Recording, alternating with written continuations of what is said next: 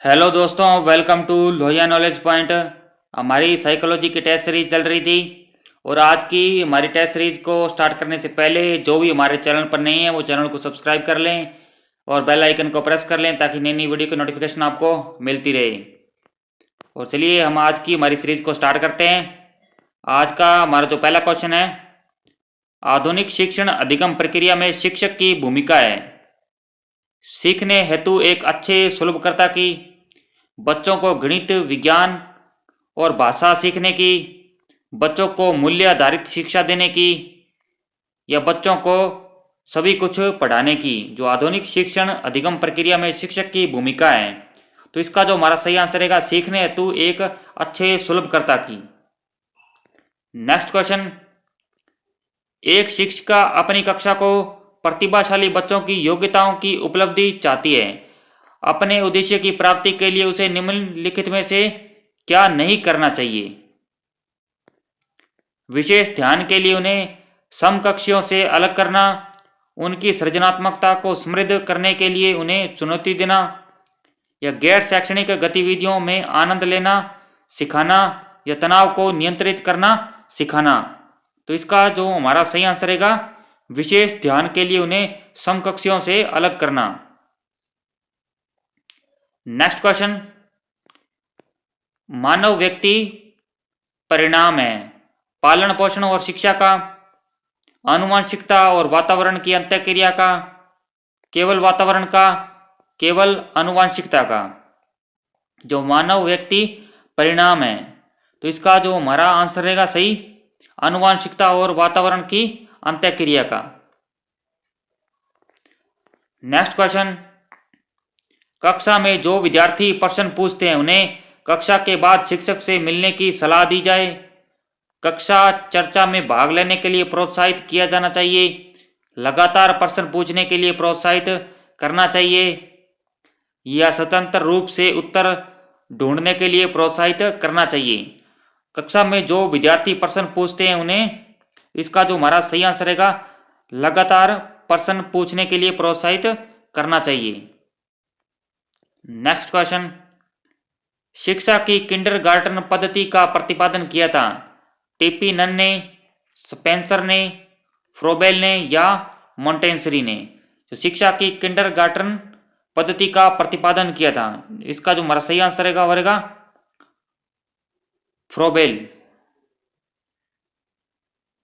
Next question,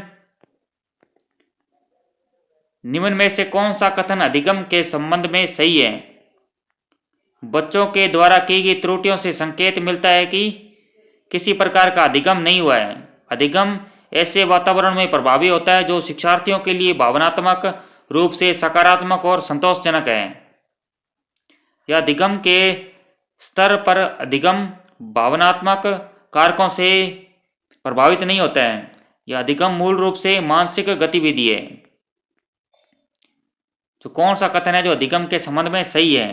तो इसका जो हमारा सही आंसर रहेगा अधिगम ऐसे वातावरण में प्रभावी होता है जो शिक्षार्थियों के लिए भावनात्मक रूप से सकारात्मक और संतोषजनक है। नेक्स्ट क्वेश्चन, जब बालक की परीक्षा द्वारा मापी हुई योग्यता के सही मूल्यांकन में स्थायित्व होता है तब उस परीक्षा को कहते हैं वैधता, वस्तुनिष्ठता, विश्वसनीयता, या इनमें से कोई नहीं। जब बालक की परीक्षा द्वारा मापी हुई योग्यता के सही मूल्यांकन में स्थायित्व होता है तब उस परीक्षा को कहते हैं, इसका जो हमारा सही आंसर रहेगा वो रहेगा वस्तुनिष्ठता। नेक्स्ट क्वेश्चन, निम्न में से कौन सा शारीरिक विकास का एक प्रमुख नियम है? मानसिक विकास से भिन्नता का नियम, अनियमित विकास का नियम, द्रुतगामी विकास का नियम, कल्पना और संवेगात्मक विकास का नियम। निम्न में से कौन सा शारीरिक विकास का एक प्रमुख नियम है? इसका जो हमारा सही आंसर रहेगा द्रुतगामी विकास का नियम। नेक्स्ट क्वेश्चन, निम्न में से कौन प्रारंभिक बाल्यावस्था अवधि के दौरान उन भूमिकाओं एवं व्यवहारों के बारे में जानकारी प्रदान करते हैं जो एक समूह में स्वीकार्य है? भाई बहन एवं अध्यापक, अध्यापक एवं साथी, साथी एवं माता पिता, माता पिता एवं भाई बहन। जो निम्न में से कौन प्रारंभिक बाल्यावस्था अवधि के दौरान उन भूमिकाओं एवं व्यवहारों के बारे में जानकारी प्रदान करते हैं जो एक समूह में स्वीकार्य है। तो इसका जो हमारा सही आंसर रहेगा माता पिता एवं भाई बहन।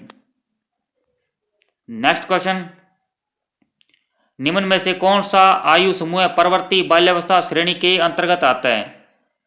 11 से 18 वर्ष, 18 से 24 वर्ष, जन्म से 6 वर्ष या 6 से 11 वर्ष।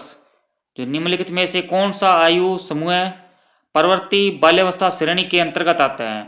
इसका जो हमारा सही आंसर रहेगा वो रहेगा 6 से 11 वर्ष। नेक्स्ट क्वेश्चन, किसमें मापन की भूमिका सब सीखी हुई कुशलताओं में निष्पादन का एक संपूर्ण अवलोकन देती है? निर्माणात्मक मूल्यांकन, योगात्मक मूल्यांकन या निदानात्मक मूल्यांकन या इनमें से कोई नहीं?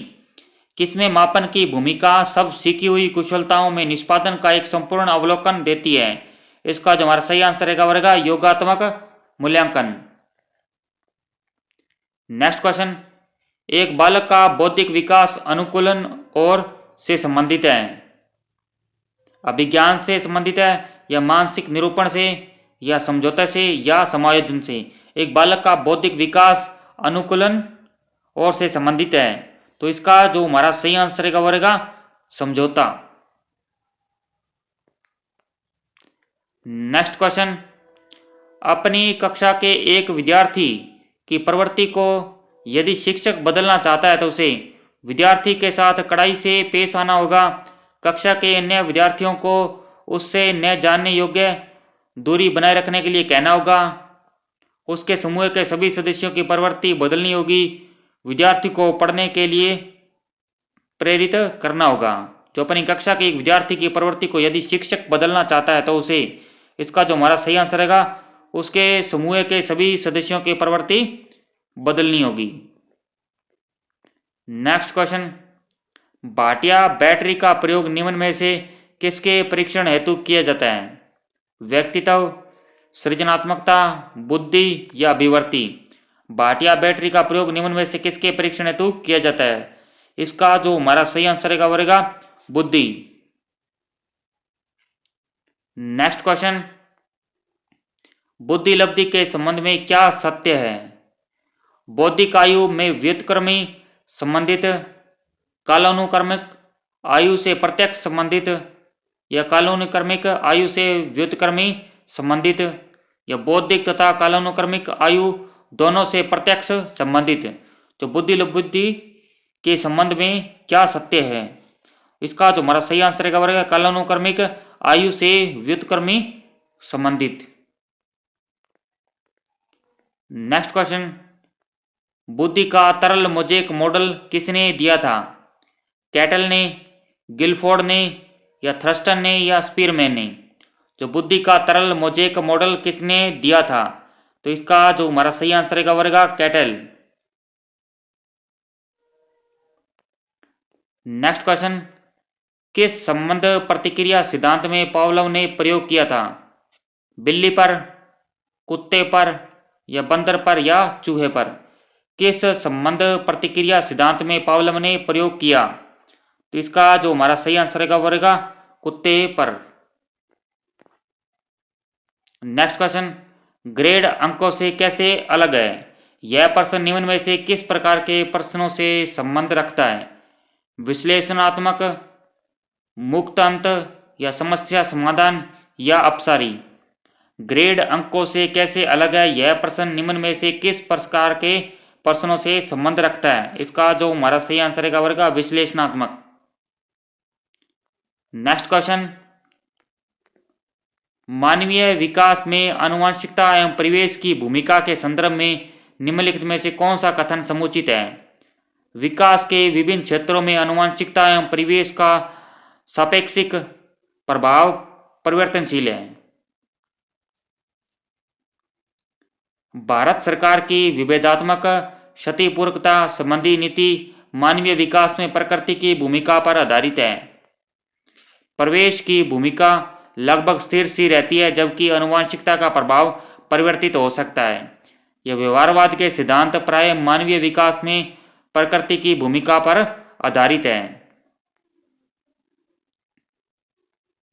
तो मानवीय विकास में आनुवंशिकता एवं परिवेश की भूमिका के संदर्भ में निम्नलिखित में से कौन सा कथन समुचित है? तो इसका जो हमारा सही आंसर रहेगा, विकास के विभिन्न क्षेत्रों में आनुवंशिकता एवं परिवेश का सापेक्षिक प्रभाव परिवर्तनशील है। ये हमारा ऑप्शन नंबर सही रहेगा। नेक्स्ट क्वेश्चन, निम्नलिखित में से कौन सा प्रतिभाशाली छात्र के लिए उचित प्रदत्त कार्य है? अन्य छात्रों की तुलना में समान परंतु अधिक अभ्यास, उनकी शक्तियों को सही दिशा देने तथा उसे व्यस्त रखने के लिए अपने साथी छात्रों को पढ़ाने के लिए कहना, विभिन्न विषयों पर आधारित विज्ञान की नई आदर्शात्मक पुस्तक का निर्माण करना, पूरी कक्षा से पहले उसे पाठ्य पुस्तक शीघ्र समाप्त करने देना। तो निम्न में से कौन सा प्रतिभाशाली छात्र के लिए उचित प्रदत्त कार्य है? तो इसका जो हमारा सही आंसर रहेगा, उनकी शक्तियों को सही दिशा देने तथा उसे व्यस्त रखने के लिए अपने साथी छात्रों को पढ़ाने के लिए कहना। आज की हमारी सीरीज के अंदर बस इतने ही क्वेश्चन थे। पीडीएफ, क्विज और नोट्स प्राप्त करने के लिए आप हमारे टेलीग्राम चैनल t.me/लोहिया नॉलेज पॉइंट को ज्वाइन कर सकते हैं। और जो भी हमारे चैनल पर नए हैं वो चैनल को सब्सक्राइब कर लें। वीडियो अच्छी लगे तो लाइक करें और अपने दोस्तों को भी शेयर करें। धन्यवाद।